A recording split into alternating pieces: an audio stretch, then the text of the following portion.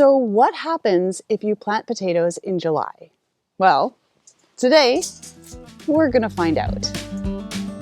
Hey, it's Kate. I hope you're having a great day. What's in the garden today? Are some very late potatoes.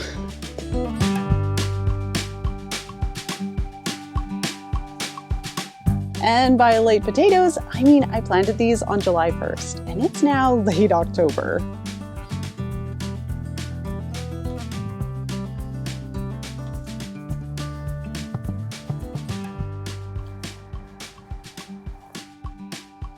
So this is my potato bed. As you can see, the plants have already died back, meaning the potatoes are ready to be harvested.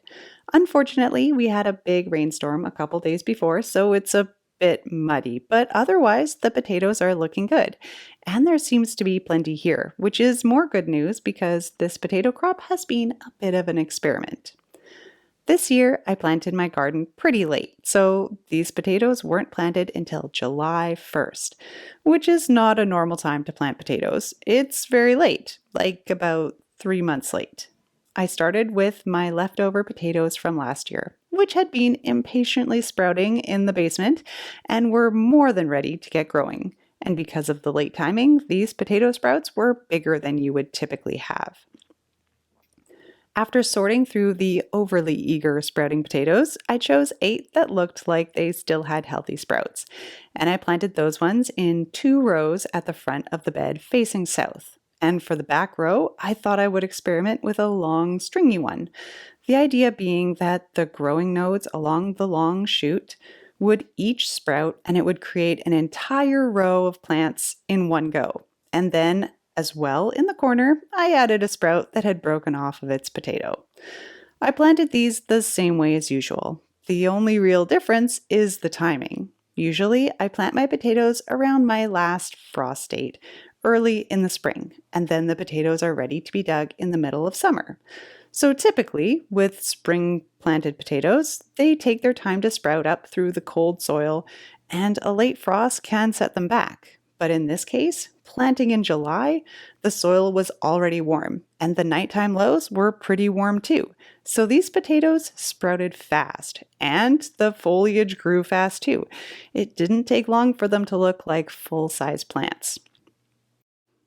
As they grew, I did my best to keep up with the watering, and I added some drip irrigation on a timer partway through, which helped a lot and got the water straight to the soil. I also noticed there were some potatoes growing up at the surface, so I added mulch as a way to hill them up. And by the end of their life cycle, I felt like these potatoes were well set up. All of this so far has been fairly positive differences in growing conditions. The main downside has been the harvesting conditions. For one, I'm running out of time before my first frost. I happen to have a fairly late one, but still, the days are getting shorter and it's getting a lot colder, which was likely starting to affect the growth of the plants.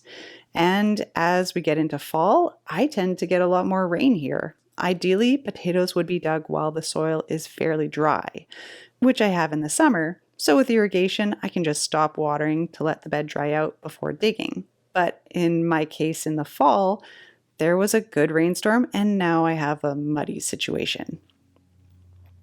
So why would dry conditions be better for digging potatoes? Well, for one, because it's physically easier to dig in the soil and the potatoes tend to come out of the ground fairly clean. Another reason is because the potatoes will have a tougher skin, which will be less prone to damage, which will improve their storage life. Instead, if the soil is wet like this, the potatoes will also have wet skins, which are softer and more prone to being damaged while being dug and handled. So I tried to be careful while I was digging so I wouldn't damage the potatoes, and I did my best to find all the tiny ones, which will help prevent volunteer plants next year. I separated each row into their own basket so we can keep track of how they did.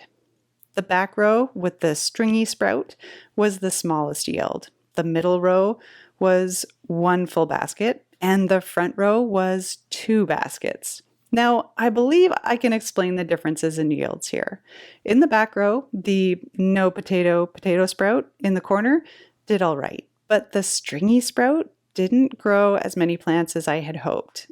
And also, this row got the least amount of sun because it took longer to sprout, and then when it did, it was on the north side of the bed, shaded by the other plants.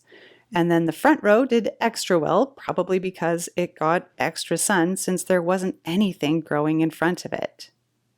Despite this, I think I got a pretty reasonable harvest, but I also think there's room for improvement.